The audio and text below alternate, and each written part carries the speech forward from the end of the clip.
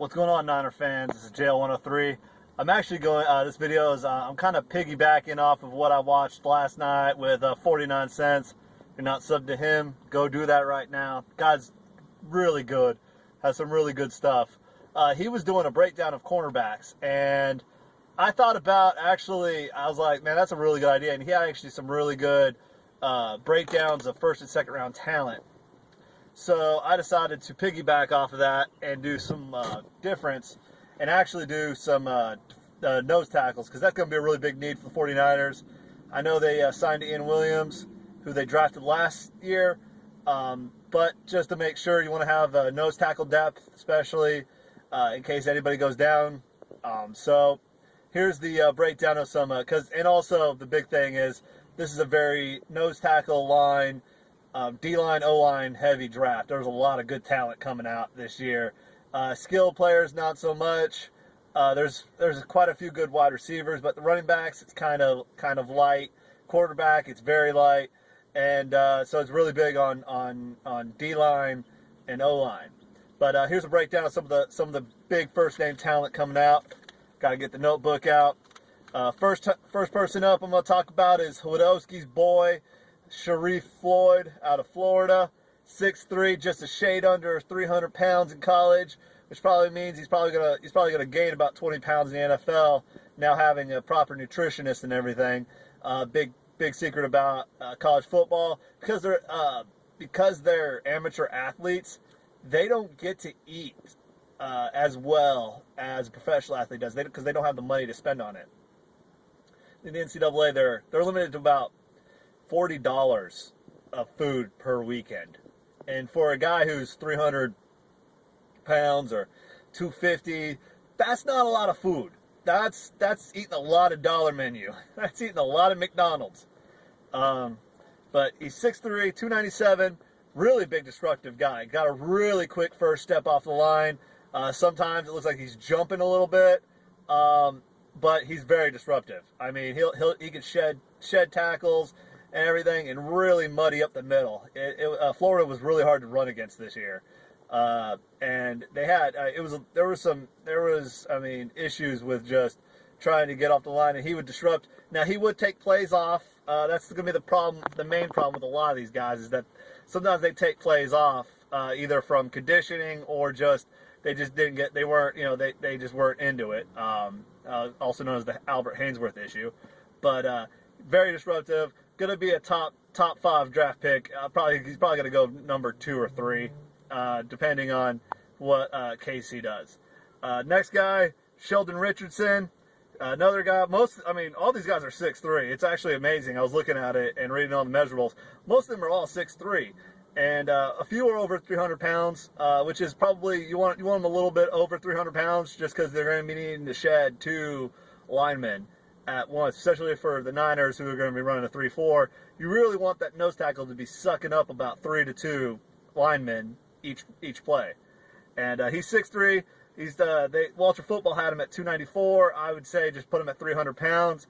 Another guy, he was a maniac on Missouri, who had their first season in the SEC, and they did pretty well on defense. Their offense couldn't hack it, but the offenses are in real big trouble in the SEC because of just how good the defenses are. But yeah, he was big disruptive pass rusher, soak up the runs. He's better on the pass than he was on the runs this year. I don't know if that was because of just transitioning, playing bigger linemen, playing against bigger linemen or not. But he had he had a good year, but he didn't have a great year. Then the next guy up is Star Latualele out of Utah. Big guy, 6'3", 311 on Walter Football. God knows what he could get. That could be a guy that, like Isaac Sopoaga, just gets bigger and bigger. You know how Samoans and Hawaiians are. When they get in the NFL, they bulk up, and they get amazing. Here's a guy I really have been really high on, and I don't know if a lot of people have been, but Jesse Williams, 6'3", 323, played at Alabama, and Alabama was just, I hate to say it too, they were just too damn good this year. Their defense was nasty. Nasty. And they lost players. They lost Trey Kirkpatrick and everything, and they still were good. They lose players. They're too damn good. The amount of talent at Alabama is too damn high. 6'3", 323, big disruptive meat eater. I really think if he's anywhere close around 31, I see the 49ers getting up and drafting this guy, because this guy is going to be, you know, a future stud in the NFL. I really believe he's that good. This guy's going to be solid for years to come in the middle. He could just he soaks up so many linemen, and you know, and he was so disruptive against Tennessee's run, and the line at Tennessee is one of the best I've ever seen at Tennessee. They were really good this last year, and they had troubles with this guy. This guy was big. This guy's big. He's fast. He's got a big reach. He's a big disruptive guy, and I think he's going to be one of the better players coming out of here. And then for you Big Ten fans, which all about 3 of you, I'm sorry, I haven't trashed the Big Ten in a while. They suck. Jonathan Hankins out of the Ohio State, 6'3", 320. Now he played a 4-3 at Ohio State, but from what I've seen, he's a really good 1-gap, 2-gap player, and he's got a really good step. He plays the gaps very well. He sometimes gets a little over anxious during run plays, which is something that he would have to fix in the NFL. He's really good in the pass. He's really good on getting inside on a player and getting underneath their shoulders and able to use leverage on them. And then the last guy I'm going to talk about, Jonathan Jenkins, which he might slip into the second round. And if 49ers want to go safety first round, nose tackle second, or whatever they want to do, this guy, he's the most frustrating talent on there because he's got all the tools.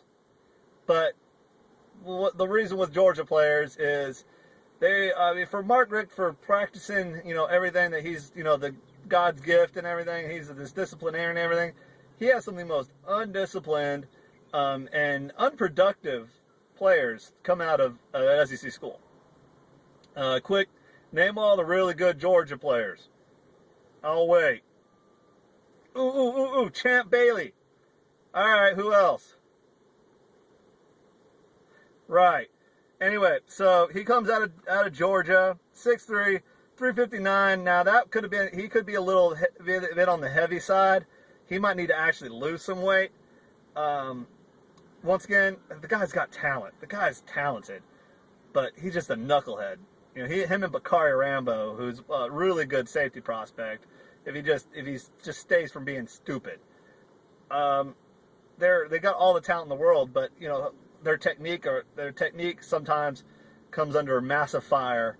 Their work ethic comes under massive fire. These are major red flags that you might not want to go after until a later round and take a flyer on.